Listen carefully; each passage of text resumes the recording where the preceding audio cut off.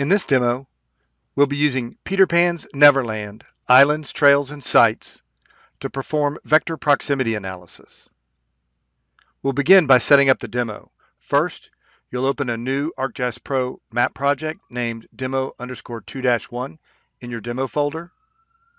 Then you'll add the Neverland feature dataset from the ACC GIS Intermediate Demo Data geodatabase.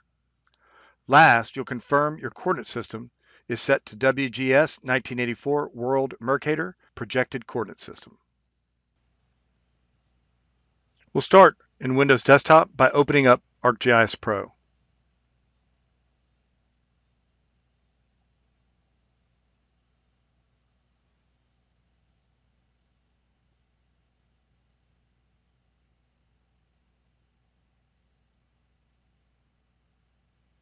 In the ArcGIS Pro splash screen, I'm going to click on Map to create a new map project.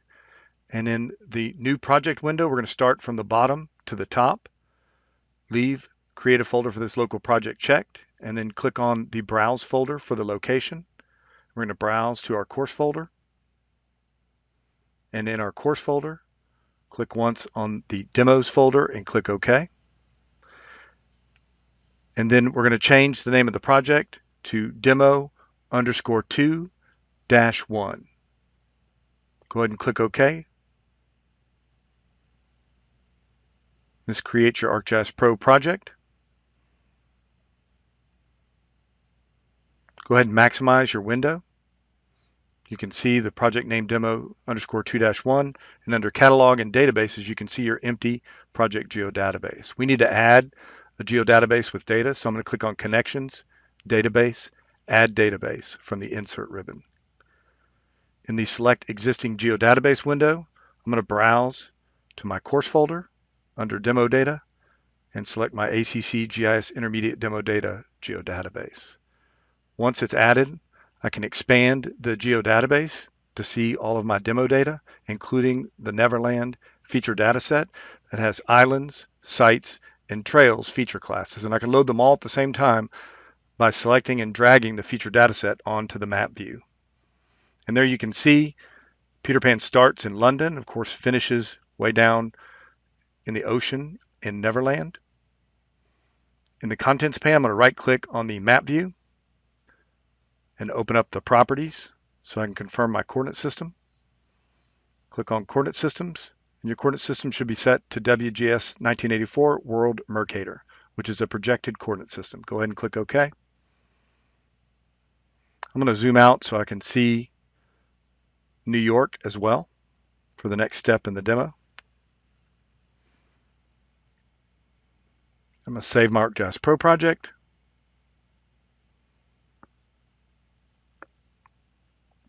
In step 2, you'll measure planar and geodesic distance from New York City to London to Neverland. First, you'll confirm snapping is on and enable point snapping. Then you'll click the Measure Distance tool, select planar, and measure the planar distance. You'll clear your results, select geodesic, and measure the geodesic distance. Back in ArcGIS Pro, I'm going to begin by making sure my map view is set so I can see New York City, London, and Neverland. And then I'm going to make sure snapping is turned on and point snapping is enabled. Now I'm ready to measure my first distance. So I'm going to activate the map ribbon. And then in the inquiry group, I'm going to click on the measure drop-down button and select measure distance. That's going to open up the measure distance window. I'm going to make sure that my measurement is set to a planar measurement and that my unit is set to miles. Now I'm ready to measure my first distance from New York City, which I can see Long Island there. So I'm going to click on Long Island.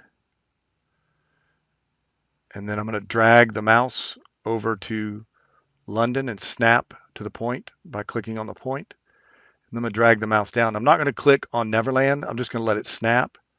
And there I can see in the measurement distance window that that's a little over 9,000 miles in planar measurement, which is measured on a projected map, which is a distorted map.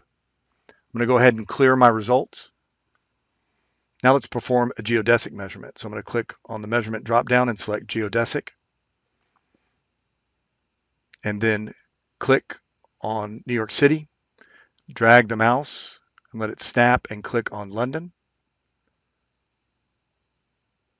and then drag it down and let it snap, but don't click on Neverland. And you can see that the total miles is less than 7,000 miles. So it's 2,000 miles less. And that's because measuring on a projected plane across the horizon actually distorts the measurement. You need to measure with geodesic measurements, or you're measuring around the curvature of the Earth.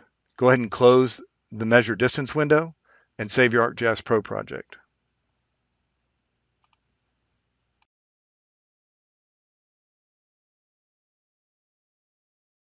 Now we've already performed our first proximity analysis by measuring distance. In step 3, we'll perform vector proximity analysis by calculating geometry. First, you'll click the Explore button to close the measure window if you haven't already. Then you'll zoom in on Neverland Island and update the symbology. Last, you'll open the attribute tables for your sites, trails, and islands, and then you'll calculate the geometry for your point, line, and area features. All right, back in ArcGIS Pro on the map ribbon, I'm going to click on the Explore button and then zoom in to Neverland down off of equatorial Africa out in the Atlantic Ocean. And I can zoom in by rolling the mouse wheel, or I can just right click the island's feature layer in the contents pane and select zoom to layer. And there you can see the Neverland Island, including the trail system, the sites, and then the islands that ring the main Neverland Island, including Skull Rock. I'm going to update the symbology by clicking on the island symbol patch, and in the symbology pane, I'm going to reset the color to a nice green color. Click on the trails symbol patch. I'm going to reset the color to a brown and the width to 1.5 so it's a little more visible on the visual hierarchy. And then I'm going to click on the site symbol patch, and I'm going to switch over to the gallery and choose circle 1, and then back to the properties panel and back the point size down from 10 to 4. All right, that looks pretty good. Now we're ready to calculate our geometry. So I need to open the attribute tables for each of our feature layers. So I'm going to select them in the contents pane and then right click and select attribute table. And that's going to open all 3 attribute tables at once. And then now I'm going to stack them side by side.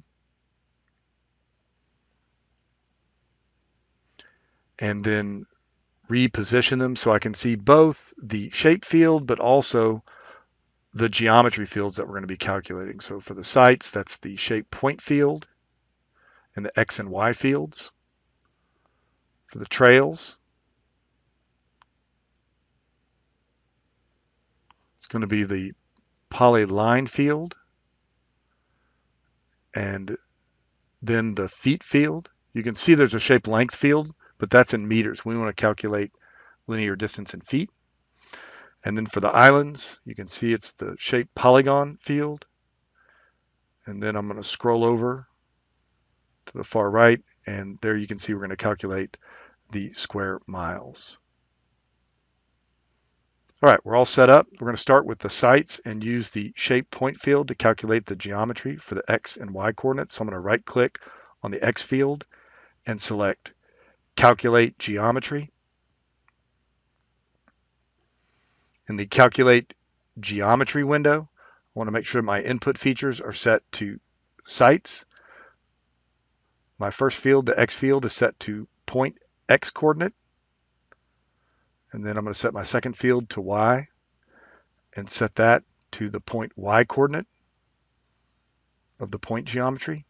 Go ahead and leave coordinate format set the same as input. Set the coordinate system to the current map, which is World Mercator, and click OK.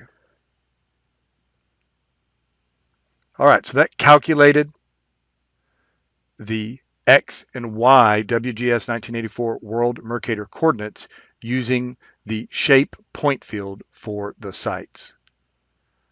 Now let's calculate the feet for the trails. So in the trails attribute table, I'm going to right click on the feet field and select calculate geometry. Make sure the input features are set to trail. The field set to feet, and the property we're going to set to length. The length unit, we're going to set that one to international feet. And of course, the coordinate system, make sure it's set to WGS 1984 World Mercator and click OK.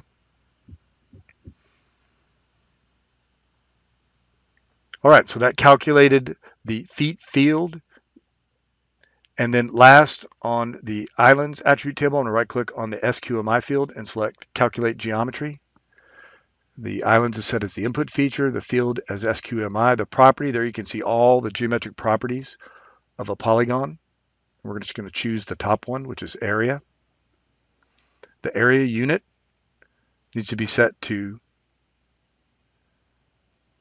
square statute miles, and the coordinate system is going to be set to the same as the map view, which is WGS 1984 World Mercator. Go ahead and click OK.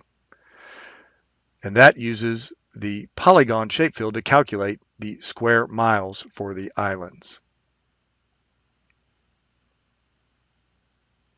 All right, go ahead and close all of the attribute tables. Reset your map, save your ArcGIS Pro project.